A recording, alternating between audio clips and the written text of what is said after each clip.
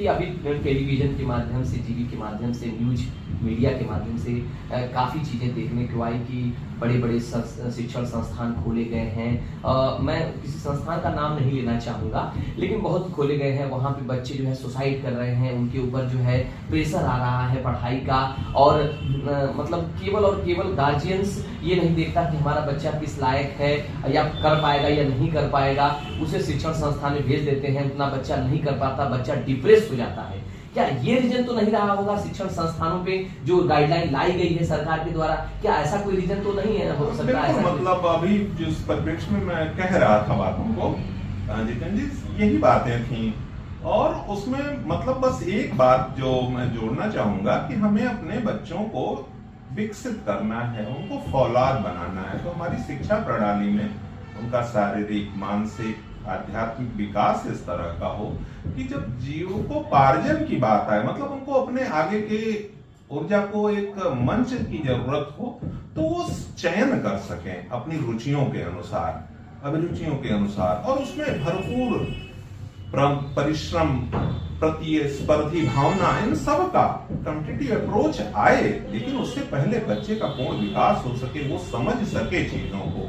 तो अभी जो गाइडलाइन आई है उसमें मोटी मोटा यही बात कही गई है कि स्कूली तंत्र अनिवार्य है। स्कूल जो है उसकी जगह दुनिया में और कुछ भी, कोई भी विकल्प नहीं ले सकता। और साथ ही साथ एक विसंगति, मतलब आपको और ध्यान दिलाऊं कि जो शिक्षा प्रणाली थी उसमें अब तक केवल रटने वाली शिक्षा, मतलब जो शिक्षा किताबों में दिखती है वो समाज में दिखती नहीं, इस पर बहुत विचार हुआ है। और अब जो है शिक्षा को जोड़ा जा रहा है समाज से, ऊर्जान्वित दिमाग को एक प्रोजेक्ट दिए जा रहे हैं, मतलब इस तरह के जो है कार्यों के लिए बच्चों को प्रेरित कर रहे हैं, प्रोजेक्ट वर्क दिए जा रहे हैं। और अभी आगे जब ये पूरी तरह से हमारी शिक्षा नीति जो है 5-10 वर्ष कार्य करेगी, तो निश्चित रूप से आपको लगेगा कि विश्वगुरु बनने की दिशा में जो है इस सरकार ने एक बहुत बड़ा कदम उठा दिया है।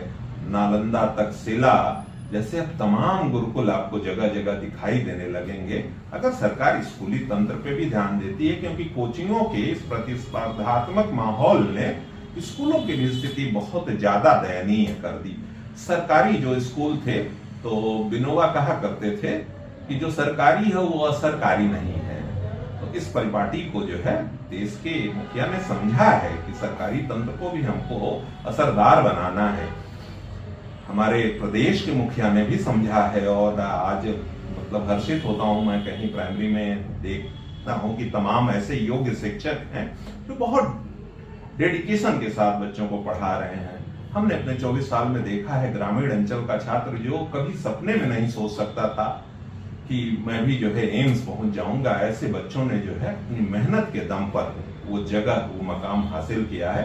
और अब तो इतने बच्चों को अवसर मिल रहा है, तो निश्चित रूप से बड़ा सकारात्मक है। एक अंतिम सवाल मैं पूछना चाहूंगा, जिस प्रकार से सरकार ने गाइडलाइन लाई है और जो नियम इसमें बताए गए हैं जो फॉलो करने के लिए शिक्षण संस्थानों को, जो आपकी संस्था है इस पे क्या योजना रचना बना रही है या आगे भविष्य में क्या बनाएगी, जिससे सरकार की जो गाइडलाइन है उसका भी पालन हो सके। और स्टार पीएमटी का जो एक धमक रहा है, एक जो कहा जाए कि गार्जियंस को अपने तरफ आकर्षित, जो रिजल्ट देकर के अपने तरफ आकर्षित करने का जो एक प्रकल्प रहा है, वो क्या योजना रचना भविष्य में रहेगी, ये मैं जानना चाहता हूँ आपसे। जितेंद्र जी, हम लोगों ने बहुत ज्यादा आकर्षित करने की तो कोशिश नहीं की है, काम करते गए धीरे धीरे। मैंने कहा कि रिजल्ट के माध्यम से जो रिजल्ट आता गया है, उससे गार्जियन का एक विश्वास बढ़ा है। परिणाम निश्चित रूप से जो है, देखिए मिठास होगी तो स्वाभाविक रूप से उसकी अभिव्यंजना आपको दिखेगी। तो हम संतुष्ट हैं अपने प्रयासों से और लगातार भविष्योन्मुख कार्य करते रहते हैं। इस दिशा में हम लोगों ने न्यू एजुकेशन पॉलिसी को अच्छी तरह से समझा। सरकार ने जो CUET का विकल्प लाया, मतलब अपने नितांत अनुभव बताऊं तो हमारे तमाम छात्र बहुत दुखी हो जाते थे कि दिल्ली के कुछ कॉलेजेस में कुछ ही लोगों की हनक है, इतने परसेंटेज ज्यादा कि ग्रामीण अंचल का छात्र तो कभी सोच ही नहीं सकता कि मेरे मार्क्स में 99% के करीब में होंगे, उस कट ऑफ में वो शामिल होगा। सरकार ने बदला, एक गाइडलाइन आई, CUET के एग्जाम की तरफ जो है मुखातिब हुआ और परिस्थितियां बदल रही हैं। अब सामान्य रूप से प्रवेश की प्रक्रिया बदली। तो इस तरीके से अब जो शिक्षा नीति है इसमें बच्चों के स्वतंत्र चिंतन, मौलिक चिंतन को जो है पूरी प्राथमिकता दी गई है कि आप कुछ भी पढ़ सकते हो, जीविकोपार्जन किसी भी विधा से हो सकता है, बस आप उसमें निष्णात हो जाओ। मतलब जो है वर्ल्ड वाइड कंपटीशन का ये दौर है। अब जो है दुनिया एक जो है विश्व रूप में गांव बन चुकी है, तो आपको अपनी पहल बनानी होगी, आपको उसमें अपने कार्य करने होंगे। तो हम लोगों ने भी एक मतलब हर्ष का विषय है कि अभी जो है तत्काल प्रभाव से IIT JEE विंग स्टार की शुरू की। अब तक जो है हम लोग इसको थोड़ा सा अलग रखे हुए थे, कार्य तो कर रहे थे, लेकिन मुखरित रूप में, प्रत्यक्ष रूप में इस दिशा में थोड़ा सा अवॉइड हम करते थे। हमारे अपने कार्य से जो है हम काफी संतुष्ट थे, लेकिन अब जो है परिस्थितियां बदल जाएंगी। बच्चे को मैथ के साथ बायो, म्यूजिक का भी जो है कंपटीशन, तमाम सब्जेक्टों की आजादी मिलने वाली है। आगे कितने दिनों में ये होगा, इंफ्रा के साथ कैसे होगा, ये देखने वाला विषय होगा, क्या परिणाम आएंगे। लेकिन फिलहाल अभी जो समझ में आता है, तो हम लोगों ने तमाम ऐसे विंग्स जो है वो डालने की सोचना शुरू कर दिया है। दूसरा एक दौर, कोविड के दौर ने जो है बहुत कुछ सिखाया समझाया है। जिस भी तरीके से लोगों ने महसूस किया, तो इसमें जो है एक टेक्नोलॉजी का प्रयोग जो है इससे नहीं बचा जा सकता है। हमने पहले ही कहा वार्ता में कि हर एक टाइम का अपना नियम होता है, हर एक काल का अपना जो है नियम, सार्वभौमिक नियम जो है वो कालाधीन है। मतलब उसमें भी जो है चीजें जो है हमको सोचनी समझनी पड़ती हैं। तो अब टेक्नोलॉजी के प्रयोग के बगैर जो है कोई चीज चल नहीं पानी है। ऐसे में हम लोगों ने भी जो है एक विकल्प के तौर पर जो है वैकल्पिक व्यवस्था सोची है। बहुत सारे बच्चे हमसे सीधे नहीं जुड़ सकते, तो तमाम साथी जो है बड़ी बड़ी संस्थाओं के द्वारा ये प्रयोग कर रहे हैं, और हम सब इसको सकारात्मक मानते हैं कि ये एक अच्छा है। ऑनलाइन प्लेटफॉर्म से एजुकेशन जो है ये वहां भी पहुंचेगा जहां हम कह पाएंगे कि हर गरीब की झोपड़ी में उजाला हो रहा है, तो बच्चा कहीं भी बैठ करके पढ़ सकता है।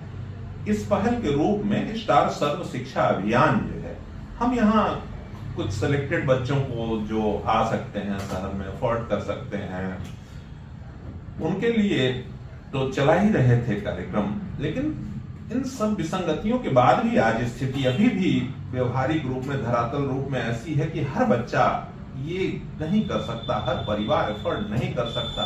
उसके लिए यही दशा दिशा बेहतर है कि जो है प्यासे व्यक्ति अगर कुएं के पास नहीं पहुंच रहे हैं, तो कुआं प्यासे के पास पहुंचे, और वो टेक्नोलॉजी के माध्यम से ही संभव है। तो सर्व शिक्षा अभियान इसी दिशा में एक कड़ी है, जिसमें हम यही शिक्षा, जिसमें कोई भेदभाव नहीं, इसी स्टैंडर्ड को मेंटेन करते हुए ऑनलाइन के माध्यम से हर बच्चे तक पहुंचने की कोशिश करेंगे। डॉक्टर राहुल राय का पहला मिशन था 1000 संवेदनशील डॉक्टर, जो पूरा हुआ। फिर जो है हम लोगों ने जोड़ा हर घर में डॉक्टर हो अपना, मतलब स्टार है PMT का है यही सपना, हर घर में डॉक्टर। हाँ, मतलब जागरूकता भी थोड़ी हो कि केवल जो है डॉक्टर की ही जरूरत नहीं है, हमको अपने जो है विभिन्न आयामों में परिवर्तन करना है। अनेक विधाओं का सांगोपांग यूज करके कंप्लीट होलिस्टिक जो है एक अप्रोच आगे की दुनिया में जो होने वाला है, सारी विधाओं को लेकर के सर्वोत्तम जीवन कैसे जिया जा सकता है, तो हर व्यक्ति में थोड़ी सी जागरूकता फैलाने का। और अब ये तीसरा, क्योंकि शिक्षा और चिकित्सा इसको तो मतलब निर्विवाद रखना है कि ये जो है मानवता का मूलभूत अधिकार है, तो हम लोग इस दिशा में अब ये कार्य करने जा रहे हैं कि सबके लिए शिक्षा हो, जिससे हर एक प्रतिभा को एक मंच मिले।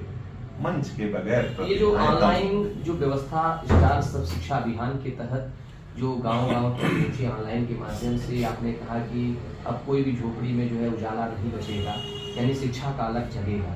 तो इसमें ये जो ऑनलाइन जो पद्धति आप जो शुरू करने जा रहे हैं, क्या ये पूर्ण रूप से निःशुल्क होगा? हाँ, ये डॉक्टर राहुल राय की सबसे बड़ी ड्रीम है कि ये पूर्णतया निःशुल्क, हर तक पहुंचे, सर्व सुलभ हो, निस्वार्थ भाव से हो।